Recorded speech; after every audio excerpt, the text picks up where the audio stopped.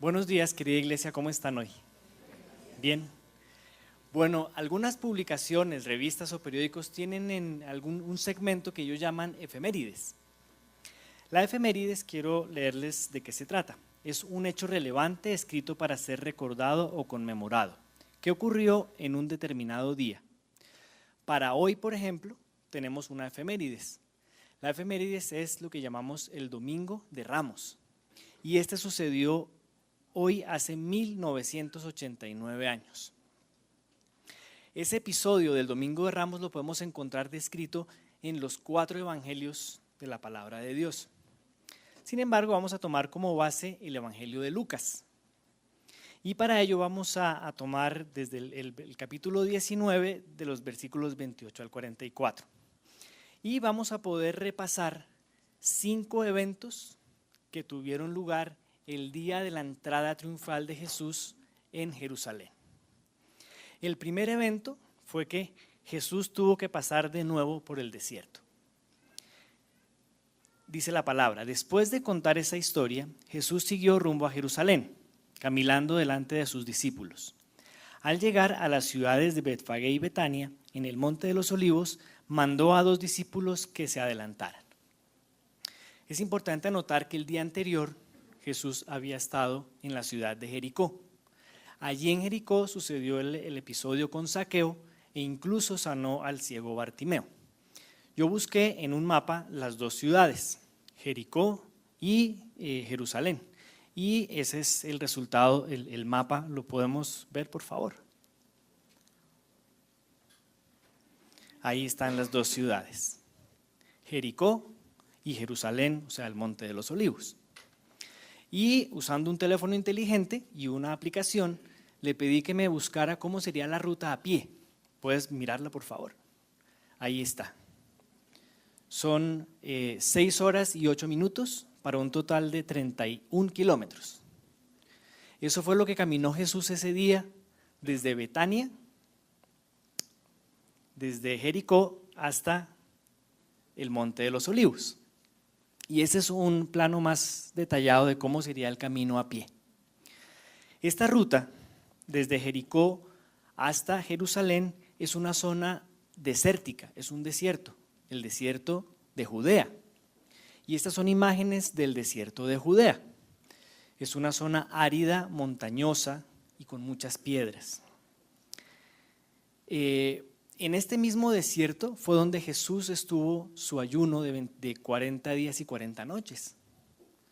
Es decir, que 3 años atrás Jesús había sido tentado por Satanás en este mismo desierto. ¿Y el propósito de Satanás cuál era?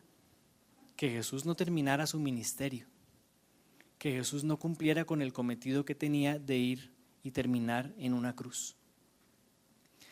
Y para Jesús tuvo que ser una experiencia muy poderosa volver a pasar por ese mismo lugar, por ese mismo desierto donde Él fue tentado. Así como nos pasa a nosotros que a veces hay lugares, canciones, olores que nos recuerdan algo doloroso, algo fuerte de nuestro pasado, así tuvo que ser para Jesús. Él iba de vuelta a Jerusalén y Él sabía lo que tenía que hacer.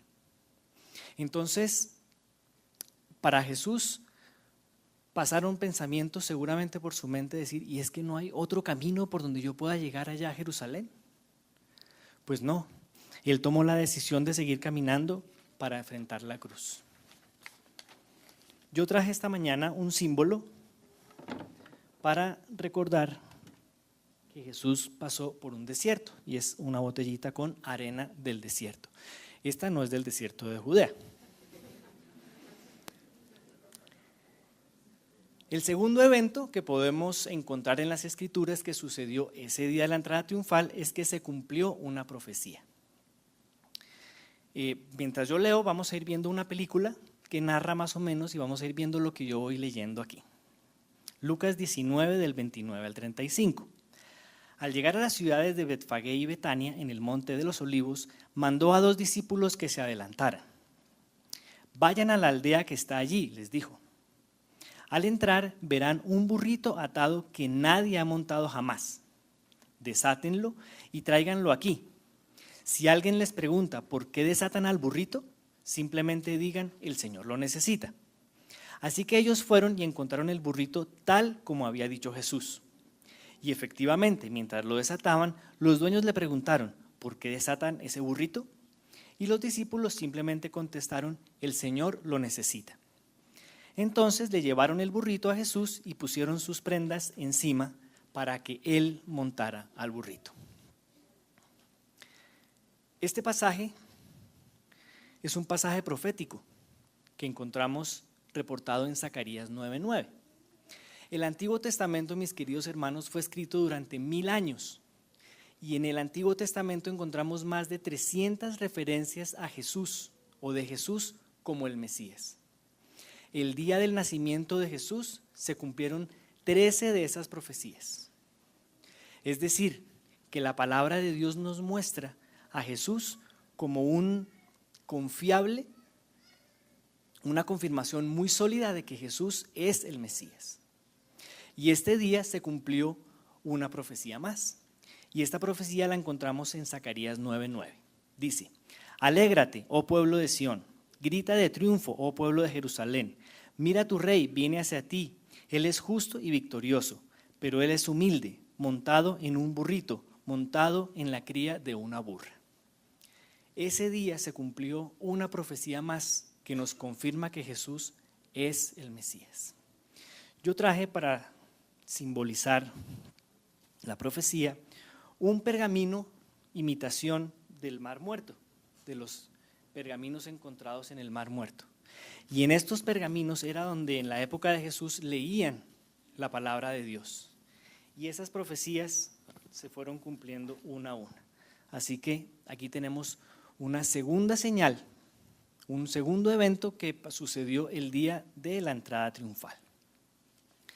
El tercer evento que encontramos es que el pueblo de Israel esperaba algo diferente. Ellos esperaban otra cosa, ellos no esperaban una liberación espiritual. Leamos. Lucas 19 del 36 al 40 y vamos a ir viendo igualmente un videíto que narra y muestra lo que yo estoy leyendo aquí. A medida que Jesús avanzaba, la multitud tendía sus prendas sobre el camino delante de él. Cuando llegó a donde comienza la bajada del Monte de los Olivos, todos sus seguidores empezaron a gritar y a cantar mientras alababan a Dios, por todos los milagros maravillosos que habían visto. Bendiciones al Rey que viene en nombre del Señor, paz en el cielo y gloria en el cielo más alto. Algunos de los fariseos que estaban entre la multitud decían, Maestro, reprende a tus seguidores por decir cosas como esas. Jesús les respondió, si ellos se callaran, las piedras a lo largo del camino se pondrían a aclamar. En este pasaje podemos ver qué estaba sucediendo, porque venía una multitud de diferentes ciudades y venían llegando a la ciudad de Jerusalén. Y este era un día muy importante porque es el día en que se inicia la Pascua. La Pascua la celebra el pueblo judío durante 8 días. En la actualidad todavía aún celebran su Pascua durante 8 días. En este caso no coincidió con la Semana Santa que celebramos nosotros los cristianos, pero la van a celebrar de la semana entrante en adelante. En esta época es la época de la libertad para los judíos. Ellos celebran que fueron liberados del pueblo de Egipto. Para recordarles un poquito cómo sucedió esto, Dios le dijo a Moisés y a su hermano Aarón que hablaran con el pueblo de Israel y que todos deberían elegir un cordero y sacrificarlo. Con la sangre de este cordero que sacrificaban, que debía ser puro y sin mancha, debían pintar los dinteles de la puerta donde se iba a cenar ese mismo cordero. Esta sería la señal para que cuando pasara el ángel de la muerte no tomara la vida de los primogénitos. Entonces, este evento que sucedió allá en Egipto es lo que empieza, es lo que nos muestra y nos enseña lo que es la Pascua o Paso. Finalmente, este evento fue el que condujo a Faraón para permitir que el pueblo de Israel saliera de Egipto. Y cada año, desde ese entonces, vienen celebrando la Pascua.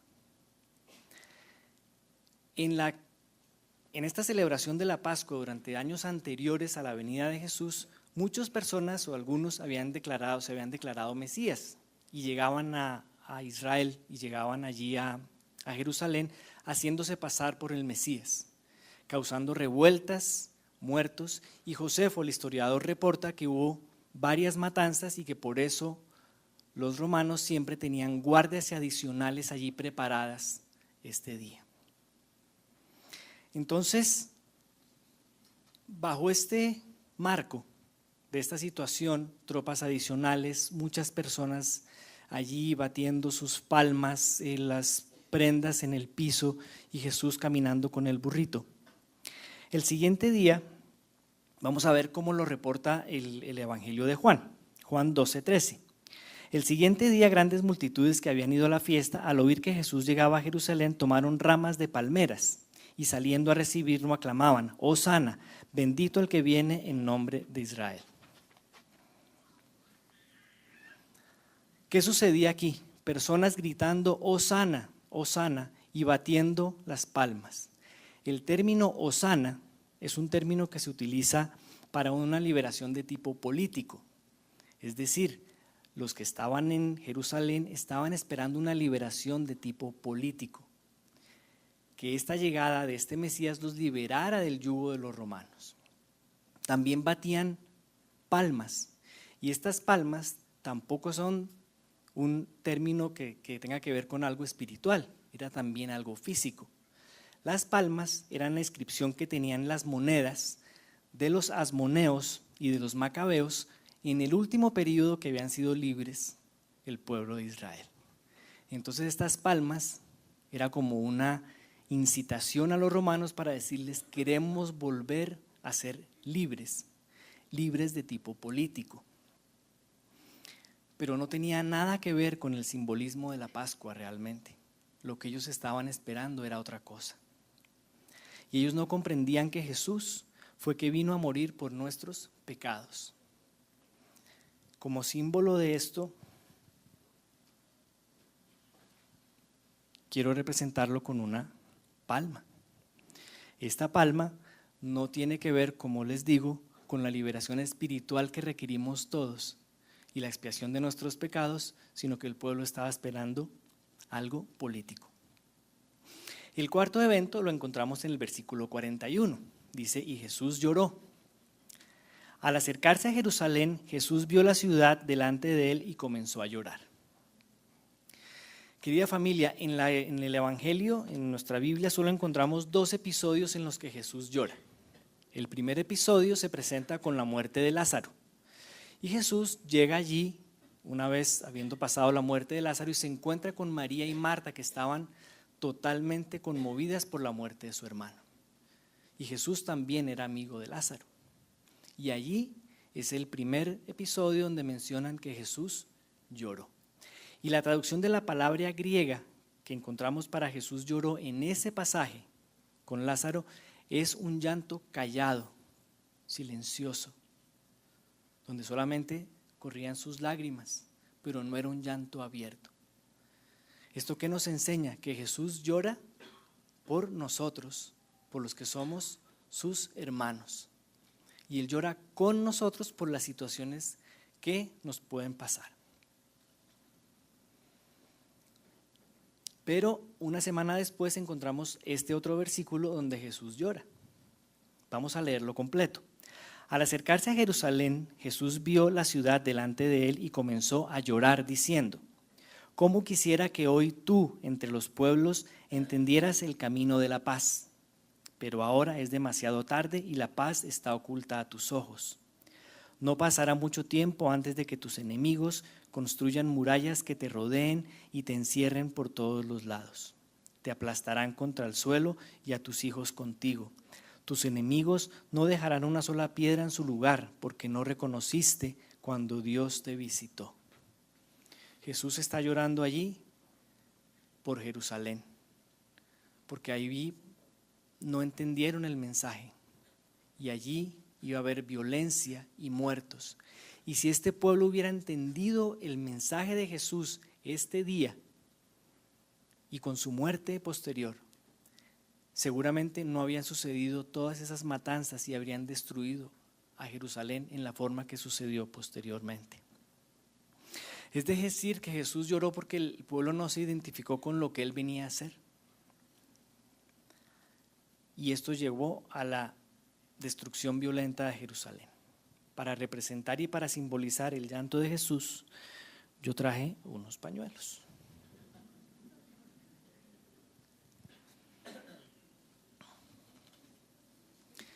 Y por último, y el quinto y más importante evento que sucedió ese día, es que se cumplió el plan que tenía Dios. Si recordamos un poquito las imágenes que acabamos de ver, este pueblo exaltado, gritando con las hojas de palma y gritando Hosana, Hosana, Hosana, que esperaban una liberación política, que empezaban a celebrar su Pascua.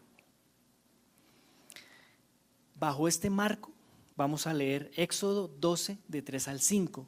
¿Cómo fue que Dios le dijo a Moisés y a su hermano Aarón que se debería celebrar la Pascua? Éxodo 12, del 3 al 5, lo leo de la Nueva Traducción Viviente. Anuncien a toda la comunidad de Israel que el 10º día de este mes, cada familia deberá seleccionar un cordero o un cabrito para hacer un sacrificio, un animal por cada casa. Si una familia es demasiado pequeña para comer el animal entero, lo compartirá con una familia vecina. Dividan el animal según el tamaño de cada familia y la cantidad que cada uno pueda comer. El animal seleccionado deberá ser un macho de oveja o de cabra de 1 año y que no tenga ningún defecto. Es decir, querida familia, que el primer día de la Pascua lo que tenían que hacer todos era seleccionar el cordero, que debería ser ¿cómo? Que no tenga ningún defecto. Ese día era el día en que todo este pueblo de Israel debería elegir el cordero. Y estamos entonces ante el evento. Jesús llegando montado sobre un burrito, cumpliendo una profecía que va llegando a Jerusalén.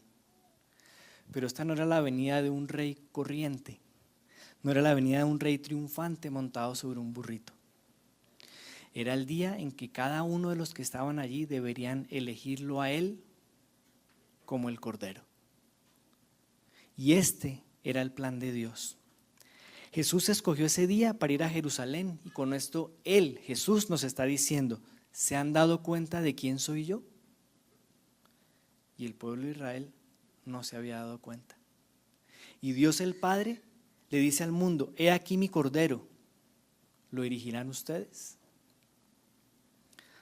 Por eso esta mañana, queridos hermanos, es muy importante que más allá de las palmas o de los hosanas o de la historia, podamos entender quién es el cordero y cuál es el mensaje que Él nos está trayendo. Para concluir, queridos hermanos, el día de la entrada triunfal de Jesús en Jerusalén es la celebración de la Pascua. Era un día para escoger un cordero sobre el cual serían trasladados nuestros pecados. Ese día un cordero venía montado en un asno diciendo: sí, yo soy el rey, yo soy un rey, pero mi reino va a venir siendo un siervo. Voy a dar mi vida y eso va a marcar el comienzo del reino de Jesús. Quiero recordarles, Jesús llora de 2 formas por todos nosotros. Una, silenciosa, calladamente, por nuestro dolor, por el dolor que todos sentimos. Todos los que estamos aquí hemos pasado por dificultades, por aflicciones, pero Él nos dice: en el mundo tendréis aflicciones, pero confiad, porque yo he venido al mundo, porque yo he vencido al mundo. Y la segunda forma como Él llora es abiertamente por aquellos que no lo conocen, por los que no han entendido ese mensaje que Él nos está regalando cada día, por los que no saben quién es Él, porque no han comprendido cómo es que Él vino como el Cordero. Y como símbolo de esto,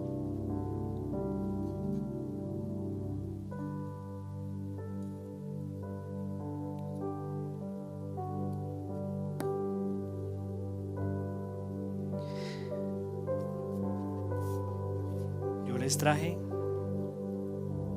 un cordero.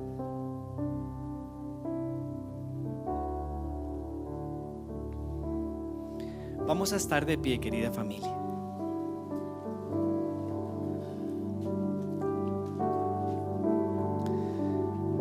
Jesús llora por aquellos que no lo conocen. Quiero que esta mañana cantemos esta canción que está basada en Filipenses 2, del 5 al 11, donde se resume cómo es el ministerio de Dios, el ministerio de Jesús. ¿Quién es Él? Que Él se hizo hombre para vivir como nosotros, para vivir entre nosotros, y como Él fue después glorificado.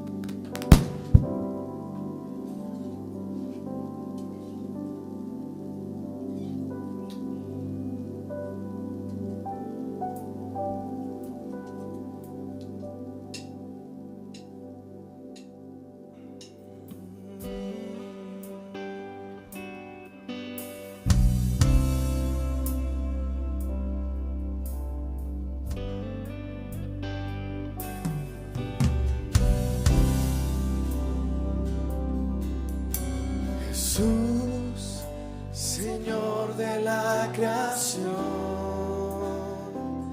siendo en forma de Dios, se despojó de sí mismo,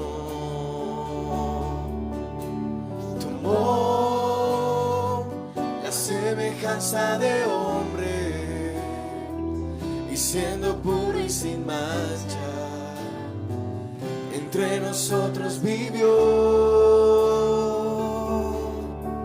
y a sí mismo se humilló, tomando forma de siervo, hasta su vida entregar, y en una cruz terminar. Mas Dios a lo sumo le exaltó,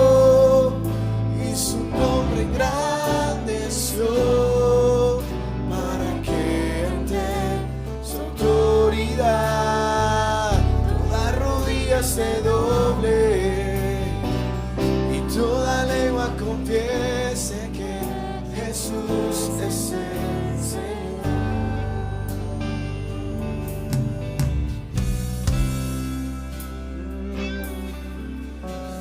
Jesús, Señor de la creación,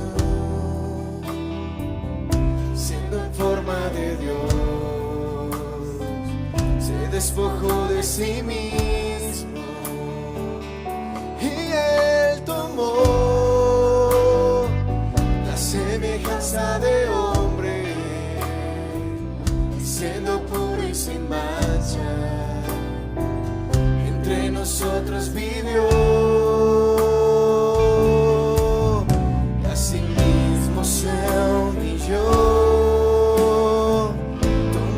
Forma de siervo, hasta su vida entregar,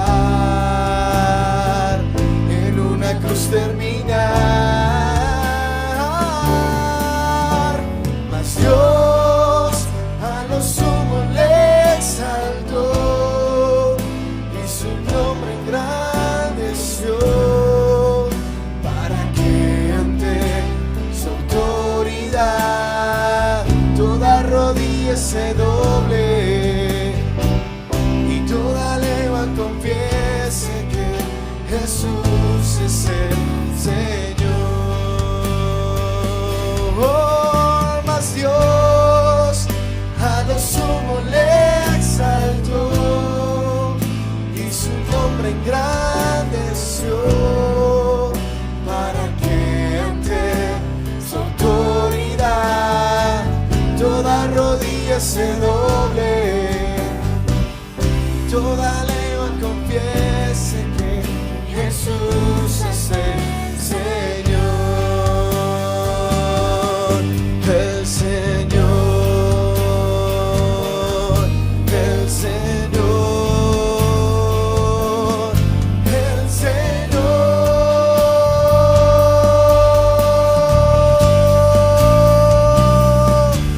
el Señor.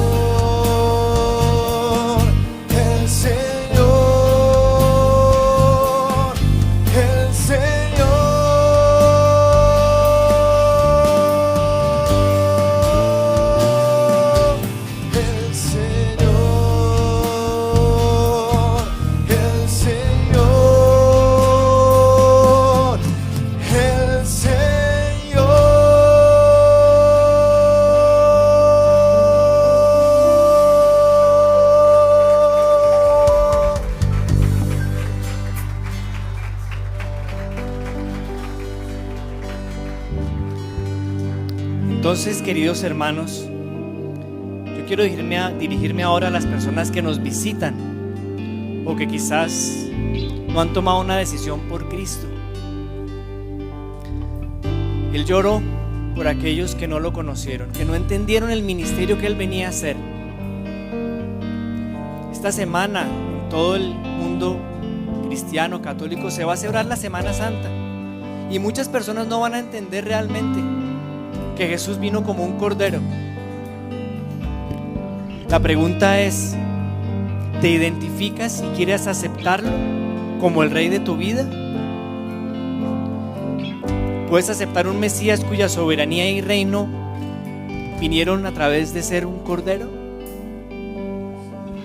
Si es así, te invito a que hagas esta oración con todos nosotros y aceptes el sacrificio que Él hizo por nuestros pecados en la cruz del Calvario. Él era puro y sin mancha, Él no cometió pecado, pero se hizo hombre para vivir entre nosotros y así poder transferir nosotros nuestras faltas a Él. Señor Jesús, creo que tú eres verdaderamente el Hijo de Dios. Confieso que he pecado contra ti con mis pensamientos, mis obras y mis palabras. Te ruego que perdones todos mis pecados, que me permitas vivir una relación contigo a partir de este momento. Te recibo como mi Salvador personal, aceptando la obra que hiciste en la cruz. Amén. Querida familia, les dejo el recuerdo. Jesús pasó por un desierto, se cumplió una profecía. Las personas no esperaban realmente esa libertad, sino otra, pero la que nos regala es mucho mejor y mucho más importante. Jesús lloró por aquellos que no entendieron el mensaje que Él tenía, y es el día para elegir a Jesús como el Cordero de Dios. Espero que tengan una semana muy especial y que puedan aprovechar el mensaje para hacerlo al mundo. Las personas en esta época están sensibles a escuchar de Dios, a escuchar de Jesús. Están pasando las películas de Jesús por televisión. Aprovechemos este tiempo para hablar de Él. Amén.